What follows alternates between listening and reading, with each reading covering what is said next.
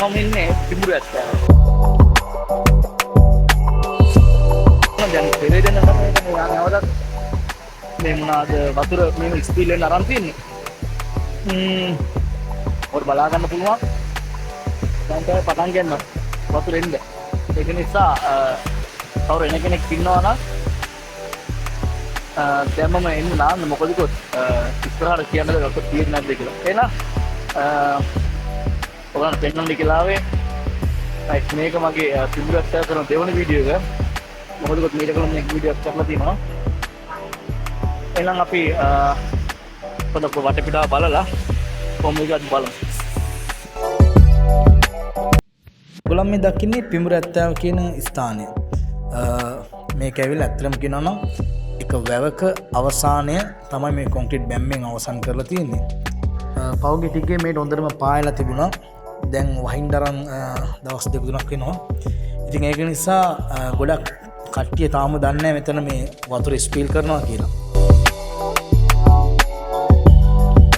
මේ වැවේ අවසානයේ මේ දාලා තියෙන කොන්ක්‍රීට් බැම්ම සාමාන්‍යයෙන් අඩි 10ක් විතර උසයි. ඉතින් ඒක නිසා සෑන්ඩ් ආරක්ෂාවක් තියෙනවා මේ වැවේ වතුර රඳා පවතින මේ බැම්මෙන්. සෙවන පිටිය ඒ වගේම දෙහියත්ත කණ්ඩිය පැත්තට යනවා නම් මේ ස්ථානට නාලෙන්න පුළුවන්. බය වෙන්න දෙයක් නැහැ. හොඳ ආරක්ෂිත තැනක්. ඒ වගේම තමයි සෑන්ඩ් ලස්සන තැනක්. උණුණු රොටියක් සමග කට්ට සම්බෝලයකුත් ඒ වගේම හොඳ කහට එකකුත් බීලන්න මෙතන කඩේමක් තියෙනවා.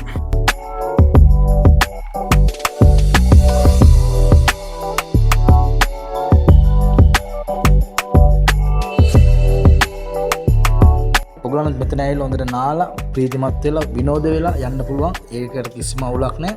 ඒ වගේම තමයි ඔයගොල්ලන් ගෙන කෑම, ඒ වගේම හිඳුල්, ඒ වගේම තමයි කෑම ගෙන භාජන, පොලිතින්, shopping හැම දෙයක්ම ගෙනා වගේම ඔයගොල්ලන් ගෙනියන්න. මොකද කිව්වොත් මේ ස්ථානය අලංකාර ස්ථානයක්. මේක විනාශ කරන්න දෙන්න එපා.